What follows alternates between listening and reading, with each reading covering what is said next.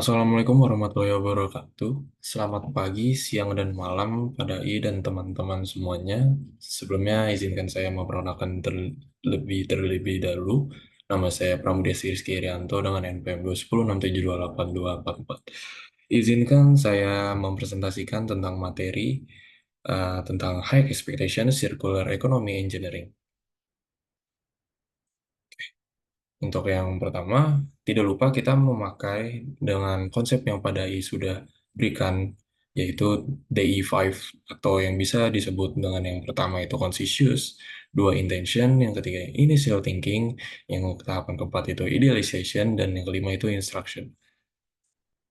Oke, kita masuk ke pembahasan Circular Economy Engineering. Jadi, apa sih Circular Economy Engineering? Jadi, Circular Economy Engineering adalah pendekatan dalam rekayasa yang berfokus pada perancangan sistem dan produk yang mendukung prinsip-prinsip ekonomi sirkular. Nah, tujuan utama dari ekonomi sirkular ini adalah untuk meminimalkan limbah dan memaksimalkan penggunaan sumber daya dengan mengelola siklus hidup produk secara efisien dan berkelanjutan. Adapun prinsip-prinsipnya, yang pertama itu untuk desain untuk keberlanjutan, dan kedua itu pemanfaatan kembali dan daur ulang, dan yang ketiga ekonomi penggunaan berulang, dan yang keempat ada pengurangan limbah, dan yang kelima adalah penggunaan energi terbarukan. Adapun juga problemnya yaitu uh, hubungannya hubungan metode numerik dengan circular economy engineer apa sih?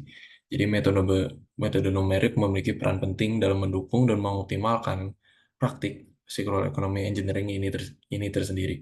Dengan menggunakan metode numerik, insinyur dan ilmuwan dapat memodelkan, menganalisis, dan mensimulasikan sebagai aspek dari sistem ekonomi berbagai aspek dari sistem ekonomi sirkular sehingga memungkinkan pengambilan keputusan yang lebih baik dan efisien. Oke, yang pertama itu ada desain produk dan material. Jadi, optimasi struktur produk. Metode numerik seperti analisis elemen hingga finite element analysis or FEA digunakan untuk memodelkan dan mengoptimalkan struktur produk agar lebih tahan lama, lebih ringan, dan lebih efisien dalam menggunakan material. Lalu simulasi perilaku material. Simulasi numerik memungkinkan prediksi bagaimana material tertentu akan berperilaku dalam berbagai kondisi penggunaan dan bagaimana material tersebut dapat didaur ulang atau digunakan kembali. Selanjutnya ada analisis siklus hidup atau life cycle analysis atau LCA. Di evaluasi dampak lingkungannya adalah metode numerik digunakan dalam LCA untuk menghitung dan membandingkan dampak lingkungan dari berbagai produk dan proses, termasuk emisi, penggunaan energi, dan limbah. Ini membantu dalam memilih desain dan material yang lebih ramah lingkungan. Lalu ada modeling of circular flows. LCA juga menggunakan metode numerik untuk memodelkan sebuah aliran material dalam sistem sirkular, termasuk penggunaan kembali, daur ulang, dan pembuangan. Adapun juga selanjutnya ada optimasi proses manufaktur. Jadi simulasi proses produksi, metode numerik digunakan untuk mensimulasikan proses manufaktur seperti pengecoran, penempaan, dan pencetakan 3D yang membantu mengidentifikasi cara-cara untuk mengurangi limbah dan meningkatkan efisiensi material. Lalu ada optimasi parameter proses. Algoritma optimasi numerik digunakan untuk menemukan kombinasi parameter proses yang menghasilkan kualitas produk terbaik dengan konsumsi energi dan material yang minimal. Ada pula lalu juga ada manajemen sumber daya dan energi. Modeling and Simulation of Energy System. Metode numerik membantu dalam memodelkan sistem energi yang kompleks, termasuk menggunakan energi terbarukan dan pengelolaan energi dalam proses produksi. Ini memungkinkan perancangan sistem yang lebih efisien dan berkelanjutan. Lalu, optimasi logistik. Algoritma optimasi digunakan untuk merancang jaringan distribusi dan logistik yang minim emisi dan limbah, termasuk rute pengumpulan data, distribusi yang efisien untuk produk yang akan didaur ulang atau digunakan kembali. Lalu, pemodelan ekonomi dan keuangan. Adapun analisis ekonomi, metode numerik digunakan untuk menganalisis biaya dan manfaat dari penerapan ekonomi sirkular, termasuk analisis sensitivitas untuk memahami bagaimana perubahan dalam harga material atau energi mempengaruhi kelayakan ekonomi. Ada juga modeling of business models. Simulasi numerik membantu dalam merancang dan menguji berbagai model bisnis sirkular seperti leasing, pay per use, and layanan berbasis produk untuk memastikan mereka keberlangsungan secara finansial dan operasional. Lalu ada pengelolaan akhir masa pakai produk, simulasi daur ulang dan pemanfaatan kembali. Metode numerik juga digunakan untuk memodelkan proses daur ulang dan penggunaan kembali material dan komponen, membantu merancang proses yang lebih efisien dan mengidentifikasi titik-titik krisis di mana intervensi diperlukan. Lalu ada forecasting waste generation, algoritma numerik membantu dalam memprediksi jumlah dan jenis limbah yang akan dihasilkan di masa depan, memungkinkan untuk perencanaan yang lebih baik untuk pengelolaan limbah dan infrastruktur daur ulang.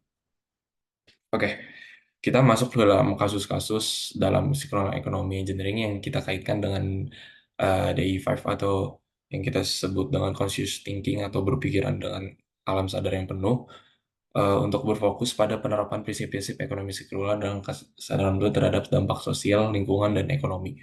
Oke, berikut ada contohnya, yaitu perusahaan Unilever. Unilever adalah salah satu perusahaan global yang aktif dan merupakan prinsip-prinsip sirkular ekonomi dalam operasional. Pendekatan ini bertujuan untuk meminimalkan limbah, mengoptimalkan penggunaan sumber daya, dan menciptakan produksi yang lebih ramah lingkungan. Lalu kita menggunakan konsep DAI5 untuk mengetahui intention, initial thinking, idealization, dan instruction-nya. Yang pertama, intention. Unilever memiliki niat yang jelas untuk beralih ke model ekonomi sirkular guna mengurangi jejak lingkungan dari operasional mereka, meningkatkan efisiensi penggunaan sumber daya, memenuhi tuntunan konsumen untuk produk yang lebih berkelanjutan, serta mendukung target global untuk mengurangi limbah plastik dan meningkatkan daur ulang. Lalu yang kedua ada initial thinking, adalah analisis material untuk menilai bahan yang digunakan dalam produk dan kemasan guna mengidentifikasi peluang substitusi dengan bahan daur ulang atau terbarukan.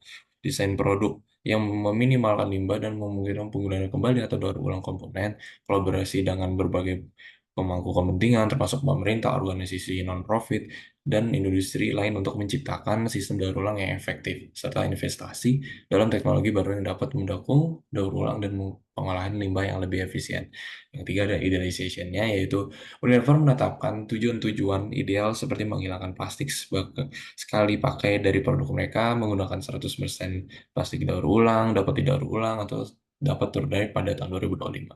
Menciptakan sistem tertutup ini di mana semua bahan kemasan dapat dikembalikan dan digunakan kembali, serta mengembangkan produk dengan siklus hidup yang lebih lama dan dampak lingkungan yang minimal. Lalu keempat ada instruction-nya. Instruction itu tahap interaksi melibatkan penerapan rencana dan strategi secara nyata melalui berbagai inisiatif dan program seperti mengganti kemasan plastik dengan alternatif yang lebih ramah lingkungan, atau bahan daur ulang, dan meluncurkan program untuk mengumpulkan kemasan bekas dari konsumen dan memastikan bahan tersebut didaur ulang atau digunakan kembali. Selanjutnya, ada pun tantangan dan hambatannya dalam menerapkan eh, sirkulasi tersebut. Yang pertama itu infrastruktur yang terbatas, regulasi dan kebijakan, investasi awal yang tinggi, dan inovasi teknologi, dan tentunya tantangan logistik. Oke, kita masuk ke dalam kesimpulan. Kesimpulannya yaitu integrasi circular economy engineering dengan metode numerik menawarkan pendekatan yang holistik dan ilmiah untuk menciptakan sistem yang lebih efisien, berkelanjutan, dan ramah lingkungan. Meskipun ada tantangan yang signifikan dalam penerapannya, manfaat potensial yang dapat diperoleh sangat besar dengan terus mengembangkan teknologi peningkatan kolaborasi lintas disiplin dan mengatasi hambatan yang ada. Kita dapat mempercepat transisi menuju ekonomi sirkular yang lebih berkelanjutan dan adil bagi semua. Sekian dari presentasi dari saya. Kurang lebih mohon maaf. Wassalamualaikum warahmatullahi wabarakatuh.